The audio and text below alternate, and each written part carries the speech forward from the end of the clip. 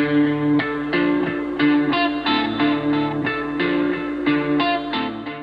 for the secret ingredient.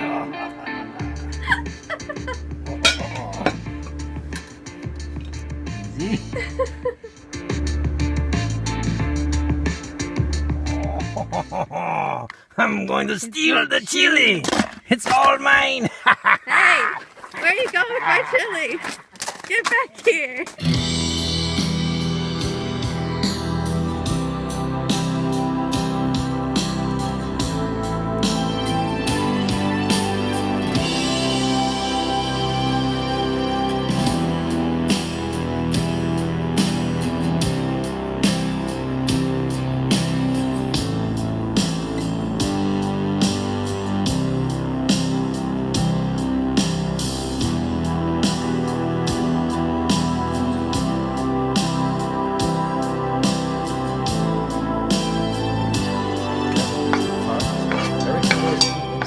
Almost like alchemy. This is culinary alchemy, isn't it? Yeah. Well, just which one setting do you do? Saute. All right, so you hit the saute button. What's up with Hands up. it? Put a lid on. Keep the moisture inside. Orange ones, they caramelize very nicely. So you put those in first to unlock the sugars. So I hear a sizzle over here. Whenever I hear the sizzle, I come and check it out, make sure it's not burning. Alright, throw that in there into the cauldron. Okay. And a little bit of this veggie broth. How much? A teaspoon. 1 teaspoon. This stuff is very thick and very concentrated. Yeah, that's why you only need So you a only teaspoon use a little for bit, and 1 it's got a cup. ton of sodium in it, so just use a little bit. You don't even have to salt your food if you use this.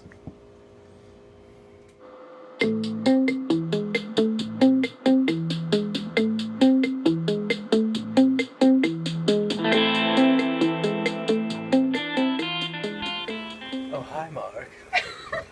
Come here. So, it should smell and look a lot like French onion soup, even though you're using a veggie instead of a beef stock. So, Before you burn it, right starting before you brown. burn it, You gotta turn that off. turn it off. Oh, Add a little water if it's too burnt. not burnt. It's perfect. So, to give this even more flavor, I like to add it in with this caramelized stuff. Entire package of gardenia.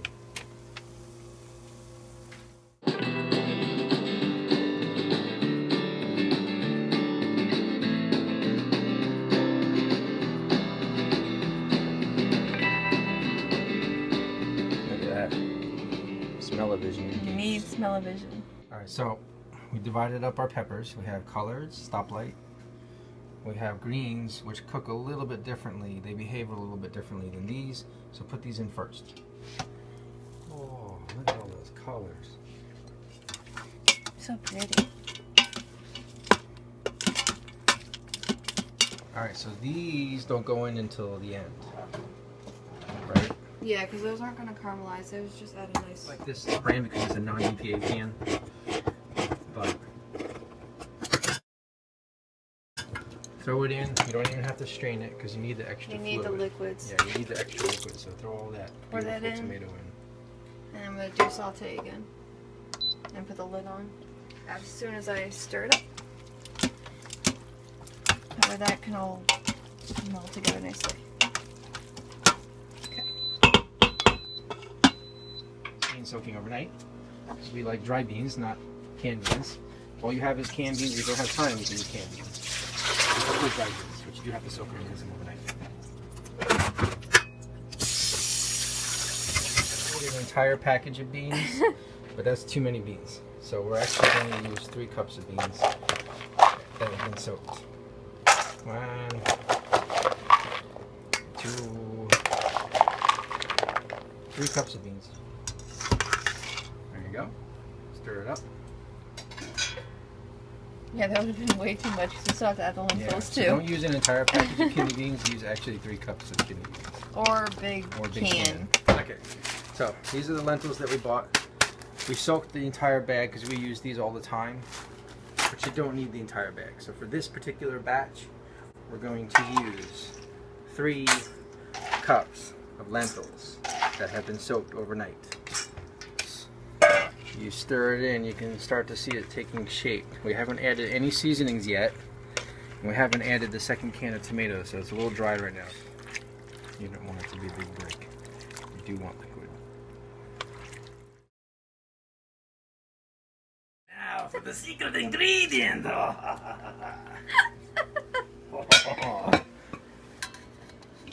Easy. This is the hottest pepper you can handle. Terribly spicy.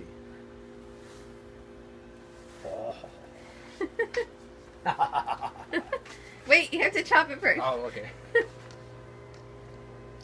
So, with your as hot pepper as you can handle, according to my Scoville pepper scale, there is a Scoville pepper scale.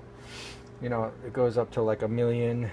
People are familiar with stuff like habaneros, super chiles, chipotles have a 5,000 to 8,000 scale, and then all the way in the bottom, in my first hot pepper is the cherry, which is 0 to 500 on the scale. So if you like a little bit more heat, you might consider a jalapeno, which has 2,000 to 8,000, or chipotle. And if you have a lot of cojones, you can try, you know, these other things like the Jamaican hot, or the habanero, or the ghost pepper. But then you're risking a hospital visit. I don't have insurance, so there's your Scoville pepper scale. So yes, these peppers aren't that hot, but you do have to cut them very small. Don't get any of these seeds into your chili. That will ruin your chili. So just cut a little bit down the side, and you're actually going to cut them like if you worked as a sushi bar, you would know how to cut this small. But cut them as small as you possibly can. Okay? Like paper thin. Mm-hmm. So that you don't get a big bite of pepper, right? Yeah, you want like just a little bit in every bite. See how, compared to our green peppers, how small they are?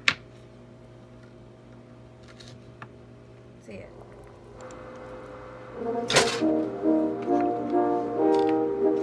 Ah, seeds. No seeds.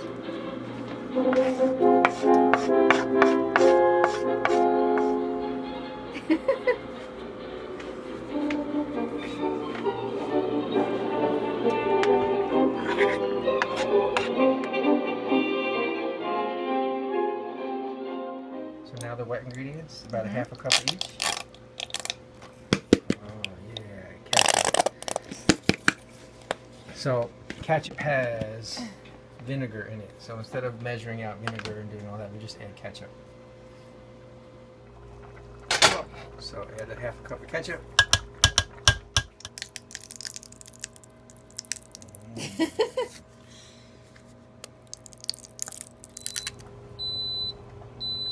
Oh yeah, so after half an hour your thing is going to turn off. So just hit your button again. So people like to add sweeteners like brown sugar and whatnot. But if you find a good barbecue sauce that you like, we like this dinosaur barbecue, which you can only find in like New York. Seriously? And we like to use no fructose in our barbecue sauce, so make sure you get a nice barbecue sauce. This one's a little bit sweeter. This one's very thick. And it's thicker, so we'll only use about a quarter cup of the thick stuff. Nice and thick. And when you stir that up, it's going to round out the flavors just a little bit. Oh, starting to smell good. And finally, about a tablespoon of your favorite hot sauce, which adds a little bit of bite to it. And for this big batch, it's not too much. Stir that up and let that stuff start to infuse. So, is this our secret ingredient? Yes. So what kind of things do people put in their chili to sweeten it up? Brown sugar, Some people put molasses, chocolate. I put chocolate. You know, we used to put Japanese plum wine in ours. Yeah, we don't So do if you the like wine. to do alcohol in your, you know, people put beer and wine. We used to use a Japanese plum wine, which was nice and sweet. But we discovered that fresh, ripe mangoes work just as well to sweeten up the. Yeah, they're actually really nice, especially if you caramelize them. It unlocks a whole layer of sweetness.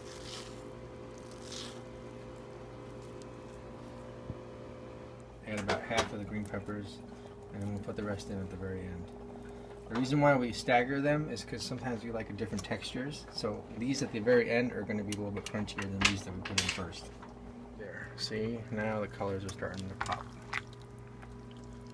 You want your chili to make sure you mix from the bottom, because if you don't mix from the bottom, it's going to burn. So make sure you get that stuff from the very depths. Yeah, all your liquid goes to the surface. So medium heat. So what you're trying to do is make a puree. Yeah, so I splash of oil. Okay.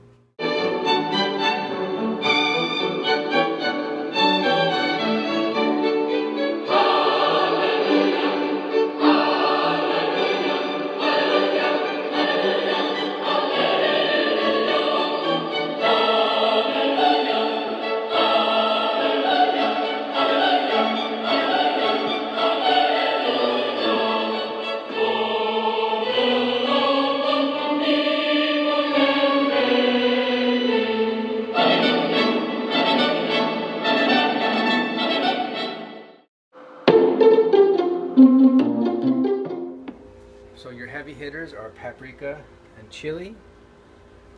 We start with a tablespoon each.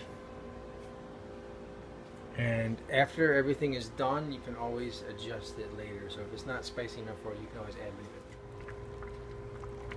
Paprika. Alright, so this is the B team. Garlic and onion and cayenne. We use about a teaspoon of each of these three. Alright, so now the mango is properly caramelized on low heat or medium heat. So you just add it. This will sweeten up the pot. We're sweetening the pot. Look at that. Calm down. Easy. Easy. Settle down. Last step, add the rest of these peppers. And now we're actually done with part one. So at this point, you have to turn this off.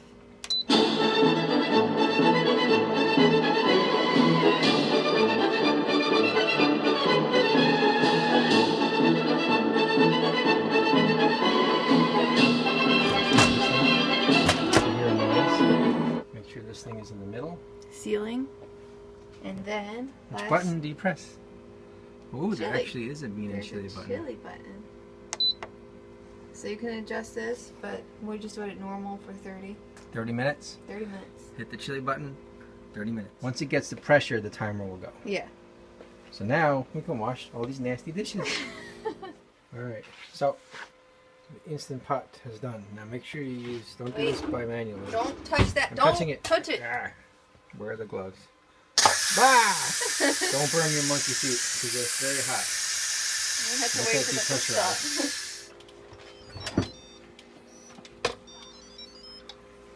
Whoa. My chili. Look at those. Look how thick and hearty it is.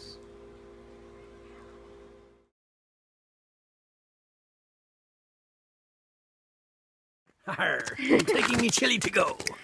Look at the beautiful chili. This is perfection. So normally you have to like add a couple seasonings to kick it off a little after it settles, and it's actually better the second and third day.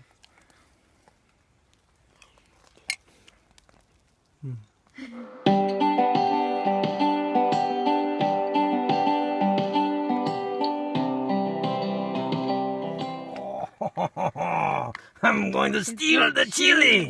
It's all mine. Hey, where are you going with my chili? Get back here. Eat me.